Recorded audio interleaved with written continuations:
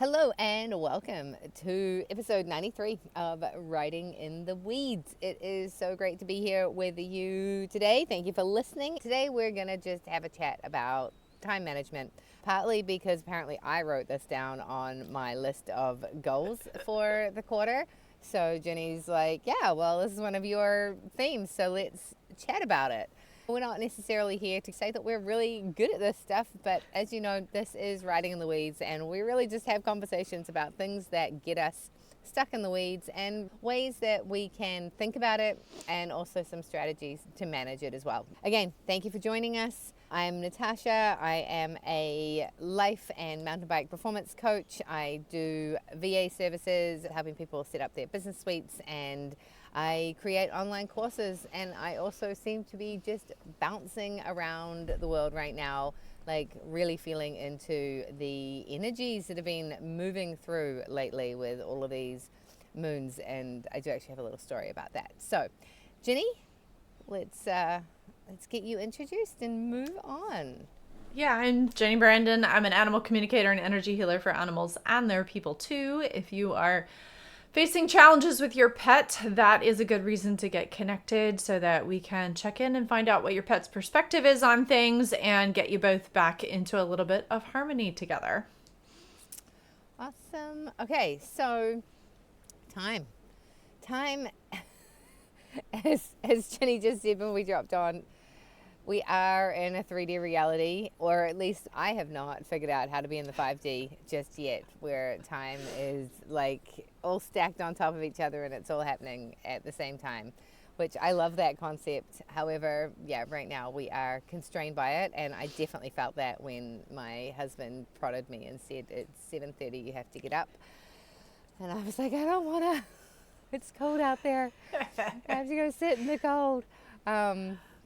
But yeah, time is real, and it just keeps on flitting by. So managing our time is something that is important. And I think also being flexible with our time is really important. I'm reading one of Sark's books, Succulent Life, or something like that it's called. And it's one of those books. I had two of them. Wild Woman was the other one, and then this is her other one. It's kind of more of a co-ed one. And one of the things that she talks about in her book, doing micro steps. You know, if you're a chronic procrastinator, you're going to find that it's hard to get started on things. So just taking, like, I'm just going to do this for 5 minutes, and we've talked about this before. And then the other one was, if you're wanting to journal every day, instead of writing down, I'm going to journal every day, actually being like, tonight at 8 o'clock, I'm going to write in my journal for 5 minutes, and not worrying about the next 30 days, but just taking it that one step at a time. And I really liked that. I was like, oh, going back to old school. She also just shows you how old this book is, but I have to say this because it was hilarious. But she was also talking about how she had set up a voice message system whereby you could call a phone number, and every day she posted a different inspirational voice message. And then she talked about how you could do that for yourself, and I was just cracking up thinking, oh my goodness, this book isn't even that old, and in it she's telling you how to set up a voice message thing. And I'm like, how far have we come? And then I thought to myself, I reckon if you actually did that today, if you set up like an inspirational voice message line, I reckon that people would actually love it, and a lot of people would call it, and it would probably be super popular, because I feel like we've come full circle. Yeah. I think it's funny how different things like that do come full circle. And I mean, for me, I'm a millennial kid, so I did not have the internet for a period of my childhood, and then it became a thing, and now we've rocketed ourselves through technology progress, quote, quote, progress, in the past mumble years. And it's interesting to look at the things that are coming full circle. Like, I'm still one of those people. I have my Rocketbook notebook, which is super cool because I can erase it over and over and over again, but I need to write things down. For me, that physical process of the writing, I was laughing with a friend the other day that if I write the to-do list in the morning, there's a 99% chance that the majority of it will get done, even if I never look at the to-do list again that day.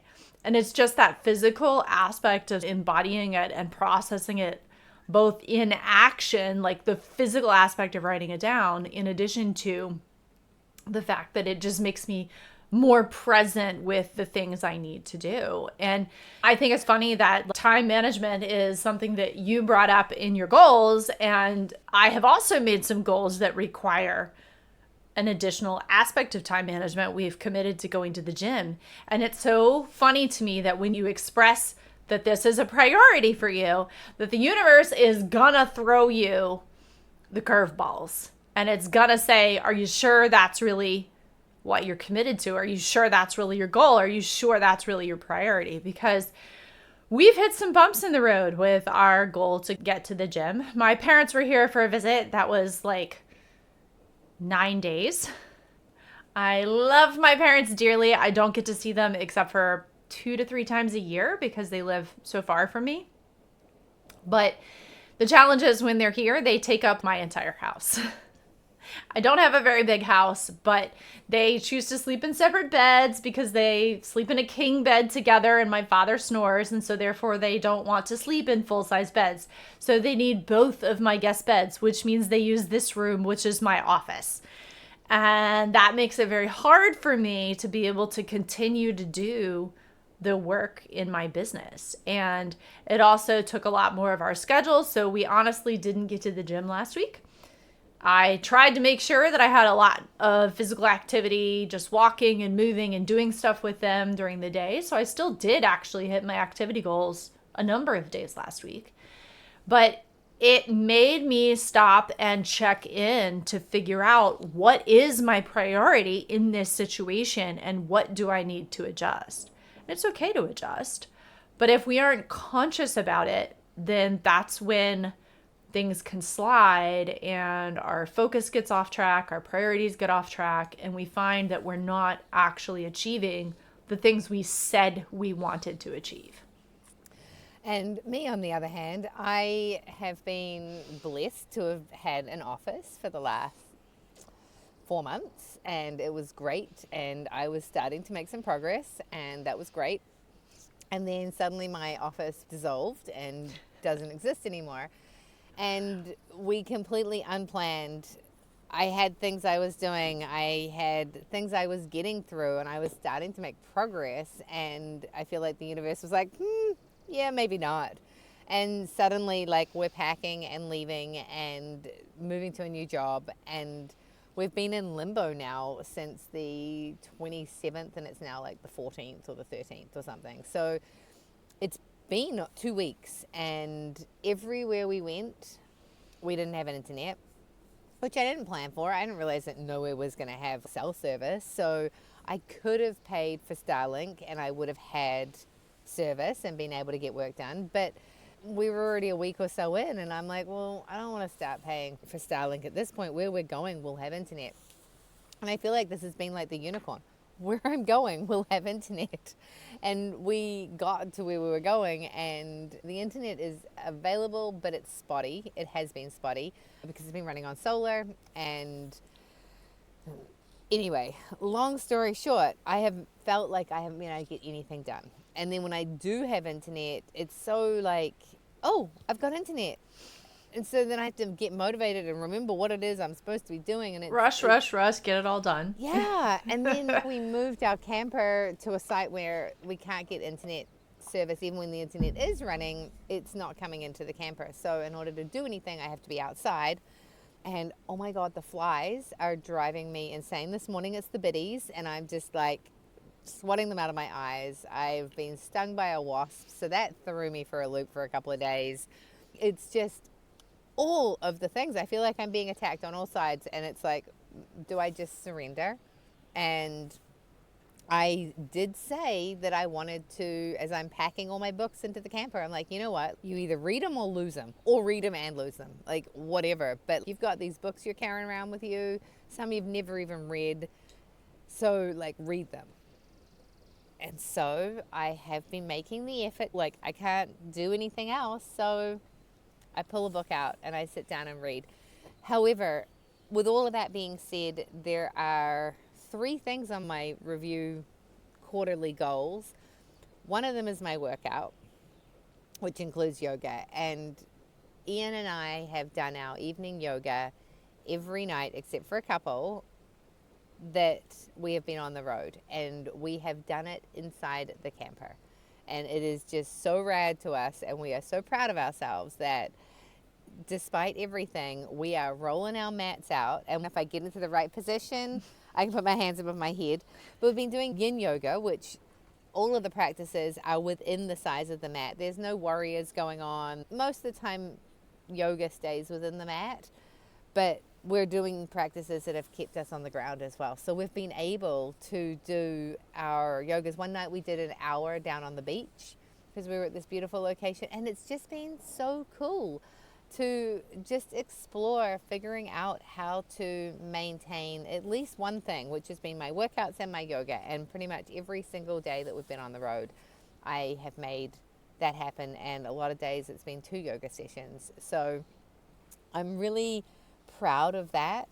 Getting into the winds chat is really quite challenging when I have not got internet. The other night I was standing under the pit toilet's little roof in the pouring rain, writing my winds chat, uploading my Instagram, getting our little videos done for the podcast. We were at a campground the other day and we didn't have service, so we packed everything up and we drove into town and we sat at a ball field for like 3 hours, and I did all of the podcast stuff and got all of that stuff up. So it is focusing me, and the things that are like really important have been gotten done, but the things that are really, really important that I've been avoiding have not been getting done, because it's really been challenging to make myself, how do I figure out how to do this when I really didn't want to do it to start with? Yeah. And then when life throws you something like the challenge of the internet connectivity, and it's already a task you don't really want to do, that means that it's even harder, because then it becomes like, oh, well, I don't have good internet. I'm not going to do it. And it becomes easy to use the challenge that you're facing as a cop-out to avoid doing the thing that would be beneficial. And like my parents' visit, that was an easy way to be like, well, mom and dad are here. We're just not going to make time for the gym. Mm-hmm. And that's not entirely what happens. Eddie had a very rough week at work. And so it just meant that it was just too much at that point. And so sometimes you have to just acknowledge that and take what you can get where you can get it and not worry about it. And that's the tricky part with time management, is it's committing to the goal and being adaptable when you need to, because life is going to make that happen. Like, if you're not adaptable, you'll end up making things harder for yourself than just being okay adjusting course as you need to along the way. And that's one of the hard parts about time management. And I mean, my life runs very unpredictably because I have to work with the weather. And this morning, thankfully, the rain let up enough that I didn't get drenched trying to get my chores done before I had to be here to record. But this afternoon, the weather's probably going to be nicer. So there's part of me that's like, dang, I wish I could have shuffled my schedule today to make it a little more comfortable for myself. But that is what it is, and it's okay. I sit down in the beginning of the week, or sometimes partway into the week before, and review, what does the weather forecast look like, and when am I going to mentally commit to putting my horse work and my horse chores into my schedule so that I can build the rest of the schedule around that. And that's how I have to run my weeks and my schedule right now, because it's the most effective way for me to do it. I would love to have a consistent thing where I could know, okay, I get up at this time, I do this work from this time to this time, and then I do this next. That would be amazing. I know a lot of people who follow schedules like that, but that ain't my life, and that's okay. And so I have to make sure that I am present and aware of what my priorities are so that I know how to build my schedule around that, to ensure that the things that I said are important to me are getting done. And that's leaving room for the gym at the end of the day. That also means making sure, like this morning, I squeezed in a grocery run right after the horse chores before we came to record, because I knew that if I didn't, this afternoon was going to get a little too bogged down. And then we probably wouldn't get things done that are important to us. So it's looking ahead and figuring out, all right, what do I need to make sure happens so that we have room for the other things in our schedule? And I think time management is just one of those skills that you just keep working on. I don't know that there's mastery. I know some people are a lot better at it than others. But I think it's just one of those things you just keep recommitting to over and over and over again. And the better you get at checking in with your priorities and then making sure your focus keeps coming back to your priorities, the easier it is to determine how to best execute things so that you are effectively managing your time. Yeah, and I am getting a D. I think I've been getting a D for a very long time in time management. I am not even going to pretend that I am good at that. I do well at turning up to things when I have them. I have to be here at 8 o'clock to do the podcast. Okay, good. Yesterday I had a thing at 4:30 to film an online course with a friend and totally turned up. And she was like, oh, can we push it to this? I'm like, honestly, I got nothing really going on. I've got 500 things that I need to do, but really, honestly, I've got nothing that I have to do at any set time. And it is really important for me to figure this one out. And I've been avoiding it. And there is no perfect time in my world to make it happen, because every time I think I've got things sorted and I think that there's some sort of schedule that I can create, I just get thrown. And I do have to give myself grace at some point, but I also have to stop giving myself grace at some point as well. Because yeah, for sure, this has been a hard 2 weeks. The box of crayons got thrown up in the air. And I've been like trying to figure out my emotions around it, having to be back on the road and just, no plan. We had no plan. It wasn't like we got given time to figure this out. It was like 1 minute we were in one reality and then literally the next minute we were in a completely different reality. And I don't know what my reality come Thursday is going to look like. We've got this campground job, which is great. And we're managing this campground, but there aren't very many people coming out here this weekend when it opens. The other people that are apparently going to be working here, well, one of them's been hired, but there's someone coming for an interview. So we don't know. Sure, there's the possibility that it might look like this and we might be working for 3 days, 10-hour days. But at this point in time, I'm not really sure what we'll be doing for 10 hours. So that might not be the case either. And everything is so uncertain that it's like everything is uncertain, and it's really hard to find that certainty in such an uncertain environment. And that's okay, but there's some grace, I think, that needs to happen with that. And I feel like this full moon that we just had, it's fascinating that a month ago we had the full moon and we had a chimney fire or a fire. I'm not really sure what it was, but there was a fire in the fireplace where a fire shouldn't be. That's a chimney fire. Well, yeah, but it was like in the back of the fire. Mm-hmm. But anyway, Mm-hmm. It was a monumental burn. Like, it wasn't just like, let's write some pieces of paper down and throw them in the fire. Like, we did a legit burn, and it was slightly unplanned. And then a month later, we were sitting there having a fire last night, and I was just thinking about the fact that, wow, a month ago, during quite a pertinent full moon, we had this massive fire event. And now, after the full moon in Scorpio, the energies around it and the rest and repair and recovery and just all of the things around this, the energies around this moon are big, and there's a lot of stuff moving. And yeah, I'm not trying to move too fast, because everything I read, my horoscope, everything is just telling me to just allow things to happen. But that doesn't mean I shouldn't be taking the steps I need to take towards the things that need to get done. And there's some really important things that need to get ticked off that I have not been ticking off. So Yeah. And that's why I want to get better at how I organize and prioritize my schedule.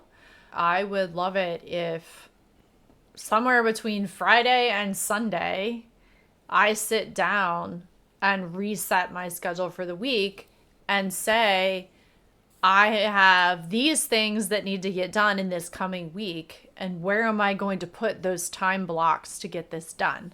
If you say your business is a priority and you're trying to build it, but you're not dedicating time to building it, then it's not going to get built.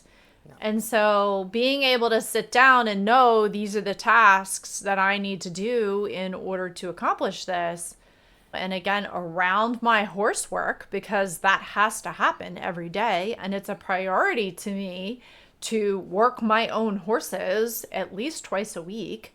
So how am I going to get that done between the weather, the commitments that I have that are not movable, that are scheduled, and my energy levels, as well as the rest of the work that I need to get done? And admittedly, some weeks my horses don't get worked as much as I want to. If the weather turns out to be crappy 4 or 5 days in a row, that doesn't leave me much time. So what can I do to capitalize on that time instead? Like today, I have a lot of appointments and computer work to do. So I may not hit my activity goals today, but I'm also knocking out a couple client calls, this recording, some other computer work catching up. I hadn't even sat down and done my budget. My parents arrived on the 2nd of May and didn't leave until the 11th of May.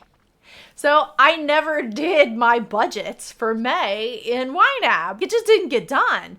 And I am far enough along in the use of YNAB that I knew all of that would be okay. So I went in and paid the bills when they were due, knowing that I hadn't fully reconciled the budget. It took me a lot longer to get it straightened out yesterday than I would have liked because I did not get that done.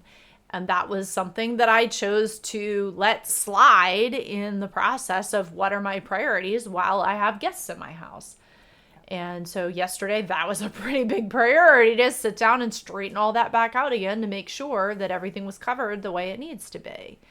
And I would love it if I could sit down somewhere between Friday and preferably Sunday and not Monday morning, but Monday morning at the latest, and reset my schedule for the week so that I know how I want to spend my time that week. And I know where my focus needs to be. And I think a lot of time management still boils back to being present and focused on what's important. And if it's not important, it slides. Doom scrolling is never important. And letting that suck away valuable time is not only losing the time on the things that you say are the priorities, but it's also probably not good for the mental health in the process, which means the other things that you keep saying are priorities are even less likely to get done. So not doom scrolling is something that I am trying to be very conscious of right now and intentional, that I don't fall into that rabbit hole when I don't want to in the middle of the day when I have other things to get done that I would much rather accomplish. I have a really good way of not doom scrolling right now, which... that's lack of internet, right? Well, the problem is that you get internet, and then, so yesterday I got internet, and I was like, okay, so I want to do this workout because Betty Rocker has a 30-day challenge thing, and I was like, okay, I'll do this 30-day challenge. So I went over to get internet to download the video, to do the video. Well, I can't download the video. I have to do the video live, or I have to print the PDF, and I'm like, well, I'm not printing the PDF, and I'm not going to take the PDF and then put it into my timer thingy like that. That's going 3 steps further than I'm willing to do at this point in time. So I'm like, okay, well, I'll open up the video and maybe while I sit here it can load and then I'll go and do it. And so then I got lost in doom scrolling. Yeah. And then I finally was like, Tash, go do the workout. So I went over to the gym to do the workout. Well, didn't have internet there, couldn't do it. So then I found another spot, totally not an ideal spot. The grass was way too long and spongy. But I'm like, I'm doing this. It's 15 minutes. I can make this happen. And so I get started and 5 minutes in and the internet craps out. And I'm like, right, okay, what am I going to do about this? So I stood there for 2 or 3 minutes going, what am I going to do about this? And then I was like, fine, if I don't have internet and I'm not doing this video, I'm going back to the little gym spot where at least the floor is flat and I'll just go back to doing the workout that I'm doing. Her exercises weren't any different than I could do those ones myself. I don't really need it. It's fine. And I think the big thing behind her challenge is more like you're going to do exercise for 30 days and you're going to commit to this. But the before after pictures, like people had like, oh, look at me, I'm ripped after 7 days. I'm like, well, maybe there's something to this that I should try and follow. The internet gods are like, nope, do your own thing. There's another thing that Ian and I are subscribing to, which is a squat challenge. And one of the things that she says is while you're brushing your teeth or while you're scrolling the internet, go down into a yoga squat. So it's not super comfortable right now to be in that yoga squat. So scrolling whilst in the yoga squat, you're very present to how much time you are scrolling. And is this really important? Because if I stop scrolling, I could stand up. Yeah. So there are things that we can do that are like beneficial for us that will keep us on track to not doing things like doom scrolling. And also, if I'm going to doom scroll, I'm actually hitting one of my goals, which is more squatting. Problem with that, and this is honestly my life right now. So I'm doing this squatting and I've been noticing that my left knee was really pulling and not feeling great. And so the other day I developed a weird lump where lumps should not be on my knee, under my knee. And I don't know. The only thing I can Google and find out is it's something that kids get. And I'm like, but I'm not a kid. Other than that, I really can't find anything that relates to this rather solid lump that has appeared. And if I push on it, it causes pain. But the rest of the time it's fine. I can do everything and not even notice that it's there. All of my exercises, no problem. There's a little bit of stiffness in my knee. And I'm like, dang, like seriously? Every time I go to try and do something, I get stung in the eye by a wasp. I get like a weird lump on my knee. I've got a sore toe. I feel like the universe is just telling me to go to bed and stay there. It's like, there's a lot of challenges happening right now. Yeah. When I face situations like that, then it becomes a question of, okay, do I push through? Or am I legitimately being redirected to change what I'm doing? And the hard part about those choice points is figuring out which one of those answers is the right one for you in the moment. And there is no right answer. All you can do is explore. And if you choose to keep going and the roadblocks keep happening, then okay, maybe that's not the way we should go. But there's something to be said for perseverance. And I don't have an answer. And I certainly know quite a few people who have ended up with chronic fatigue syndrome and all sorts of other rather challenging issues where the body was like, no, you kept going too long, too hard, and we're shutting down now. You know, we are giving you the all stop, the emergency stop that is going to tell you to quit. And so that's a fine line to walk to figure out what is the message here. And figuring out how to, like, that's a personal question that only each person can answer individually.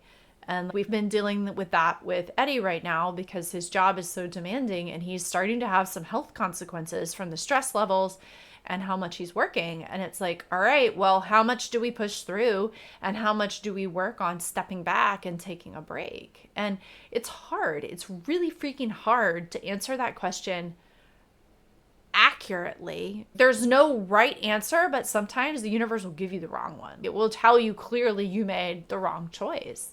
Yep. And you just have to keep asking and trying to figure out. And sometimes we figure out we took on too much by taking on too much. And we run into the wall and realize, whoops, that was not the right thing to do. So now I need to retrace my steps and back down a little bit and figure out what to do. It would not be a useful thing for me to take on a squat challenge because my knees don't appreciate that. My legs will actually go to sleep if I squat. My joints are so hypermobile that it cuts off the blood flow to my legs. But I don't mind doing poses. Like I used to love crow pose and things like that. I don't necessarily mind doing poses that involve squatting, but the shape of my knees and the structure of my knees and my hips is just such that squatting long term is not a useful thing for my body. But I could use a lot more hamstring release and a lot more things like that. So figuring out what's useful for you. And just because somebody has a challenge doesn't mean that it's a good idea to necessarily engage in it. And then just like you found, like starting into the challenge, your knee is probably telling you this might not be something that you should engage in for long periods of time repeatedly. And so Well, you go, okay, that's interesting information. Let's see what else we can do.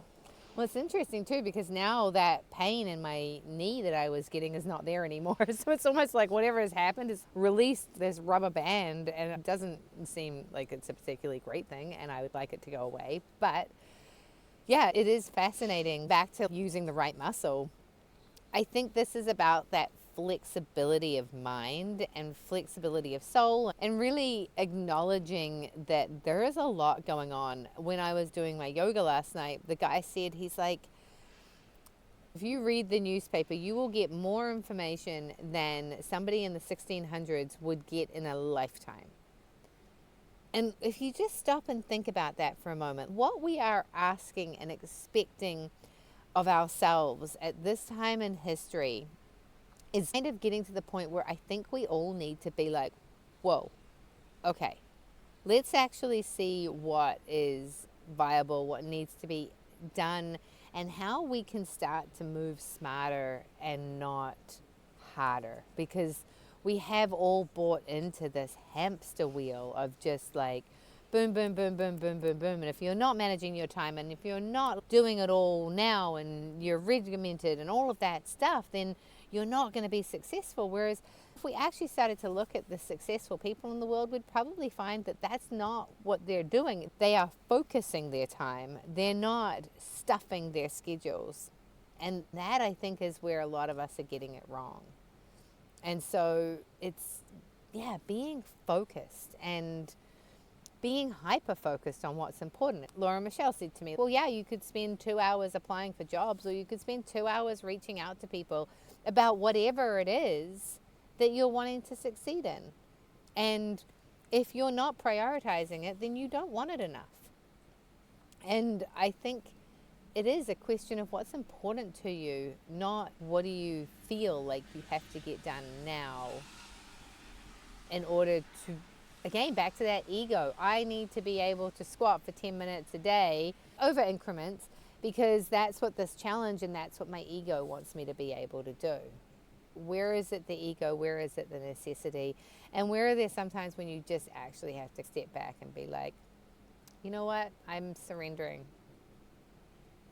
Yeah, I love that because I think you're 100% right that the amount of information that we digest on a daily basis is astronomical. And none of us actually stop to think about what we're doing to our brains and the consequences that may happen long term from just purely trying to process that much information. Decision fatigue is a real thing. And I think most of us are at some level of that kind of on a daily basis. And it's not even just that it's the amount of decisions that we're making, it's just the amount of information that we are processing, understanding, looking at. When you actually stop to realize how many videos you can doom scroll in like 10 minutes, that's an insane amount of information. And how much of it is actually useful? Like this much? Yeah, it's great that there are 500 different Yeah. people that want to tell you how to do something. And Yeah. how many of them are actually experts in their field or not just giving you their opinion? I came across something the other day and, it was cardio and how going for a run is really bad for you because of the fact that the endurance makes your metabolism slow down, and therefore you should just go to the gym and lift weights and you shouldn't do any cardio. And then like the next reel that I come across is someone telling me how when you're fit, your heart doesn't have to work as hard. So if you're really fit and healthy, then your heart doesn't have to work and strain as hard as it does if you're not fit. And so are those contradicting pieces of information? Kinda. So what's your goal? Then I see a video of my girlfriend doing a 50-kilometer run, and she's in incredible shape because she has been trail running and training at the gym and doing all these things. Well, her metabolism isn't struggling, and she's not fat because she's doing cardio. So were any of those pieces of information helpful? Probably not. And getting snap bites of information about anything is a really good way to drive yourself insane. Yeah.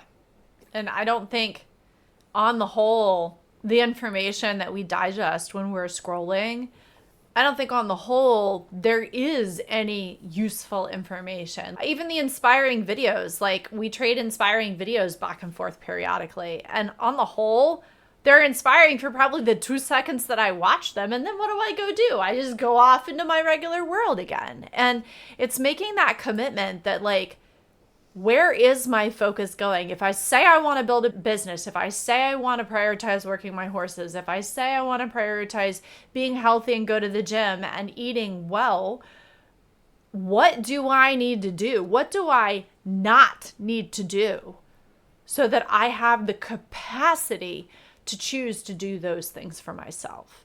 And getting sucked into the scroll, whether that's purely doom scroll of funny videos or whether that's political or whatever fitness stuff, it almost doesn't matter. But on the whole, I dare say it's not beneficial. And so choosing not to include that in my time management plan and making sure I do not have room to fall into those rabbit holes is helpful. And I think that in and of itself is probably one of the big reasons that so many people are not nearly as productive in our day and age as we would like to be, because we're losing so much of our capacity out the window to the volume of information we're attempting to process in a day. It's like, I feel like I need to almost go on like an information diet where I'm just not including that, like cutting out sugar. Well, I'm just cutting out information at this point because it's not helping me accomplish my goals. Come stay with me. You won't be able to get information most of the time. You'll have to read a book because I would love that. Can't doom scroll. And I do want to say to that, though, the one thing that you said that I actually think out of all of that is beneficial is the funny videos. Because there is research that shows that if you laugh, especially if you laugh out loud, your stress levels go down, you lose weight, all these good things happen. So if you are watching videos that make you laugh, so funny cat videos, cute dog videos, anything that makes you giggle and laugh, that I think is allowed. Anything else, who cares what Justin Bieber is up to? Who cares about Taylor Swift and Travis Kelce? Like, who cares? Yeah. It's not important. If you want to digest stupid information, watch politics. Because at least that has some informative value. But even that is not so healthy. Dumb. It's unhealthy. I would even argue that the tricky part with funny videos is, in order to find the funny videos, you have to scroll. And that keeps you in the dopamine loop. That keeps you in the addiction of seeking more. So if you're looking for comedy, go find comedy. Yeah. But don't get it by scrolling, because the scroll is how we get sucked in and how we get addicted and how we lose our brain capacity and our time, which, again, if you're here, you probably have some goals that you want to work on and you don't want to get stuck in the weeds. The scroll is the weeds. And like I said, I believe it almost doesn't matter what kind of scrolling you're doing, that is just more volume of information. Our brains need ease. This is why the research on being in nature is what it is, because we've lost that connection to the energy that the earth gives us and the ease, because our human created world is not that. The energy of our human created world is frantic and it's fast and it just continually moves. And that's not how our bodies regenerate. And that's not how our bodies repair. This is why having pets is helpful, because it makes you connect in with that again, right? I get 45 minutes or more a day of simply being in a natural-ish environment with my horses. It's beneficial to my health because, yeah, I might check my phone a couple times while I'm in the barn here and there. Sometimes for my own safety. I have friends that I let them know when I'm riding alone just so that I have a safety call, and I let them know when I'm back off the horse again so they know I'm okay. But I'm not scrolling at the barn. And so I'm engaged. I hear birds. I see tons of birds fly over all the time. I hear frogs. There's all kind of things that show up in my world when I'm there, and I get to be present with that. Yep. And so what ways can you add more of that into your life so that your time management becomes easier because you have more capacity because you're not digesting this fire hose volume of information all the time? Yeah, 100%. I'm just watching somebody arrive at the campground here with their kayak, and they're about to go out for a kayak, and I'm like, oh, so jealous. I have to pump up the stand-up paddleboard and go out. It is absolutely gorgeous here. And then while you're talking, I have my puppy who's demanding my attention and wanting love. And it's just so funny that all of this is going on right now around me whilst we're having this conversation. I keep being forced to go to these places. Being on the farm, I was like, this is like not good for my body. This isn't really good for my soul either. So I got bumped right back into a place where I'm right in that nature you're talking about, and I don't really have any choice but to be in it. Being in a house at this point in time is apparently not what I'm supposed to be doing. Anyway, I'm totally distracted by I apologize for anyone watching the video. You're seeing my porta potty view behind me because I was too selfish and I could not help but use the view that is absolutely stunning in front of me. If I had it right now, you would wonder whether it was a backdrop that was actually a fake Zoom screen because it's just so utterly gorgeous. But I selfishly decided that it was my view, and for those of you watching on YouTube, I do apologize that I'm not sharing it with you.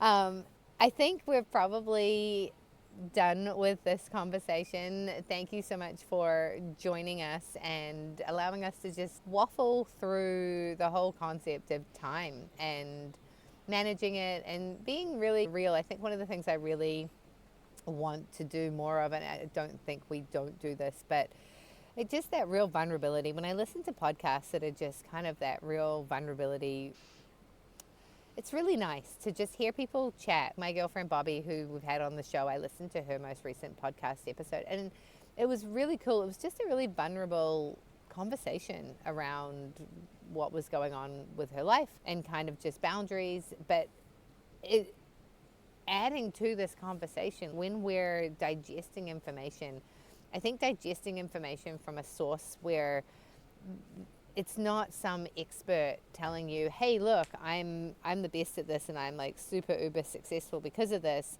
and so here are some tips on how you can get there too. I think that sometimes feels a little bit like you can't relate to it. And so I hope that you guys have enjoyed listening to us kind of just riff about something that we struggle with, that we know a lot of people struggle with, and hopefully we've given you some thoughts and some things to think about. And really, I think at the end of the day, it's just being really conscious of what's going on and giving yourself grace. And Jenny's got way more great ideas with making sure her schedule's set. At least she's thinking about these things. I'm just upset that I'm not doing them. But it's how we're rolling through life. And at the end of the day, getting the important things done.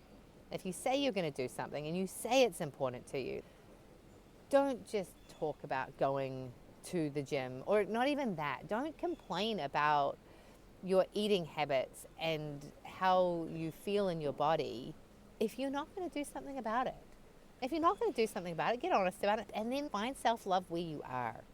And if finding that self-love is really hard unless you get moving, then go and get moving. But get honest. If you're not going to give up the chocolate bar every night, then be okay with the 5 pounds extra that you've got because of the chocolate bars. I think there's this value in really just being honest with where we are and then moving from that place. But being angry about where we are, but then doing absolutely nothing about it, that really speaks to stop, put a little bit of time priority into that place that you keep saying you want to be. And then you will get there. And if you're not doing that, then admit that that's not a priority right now.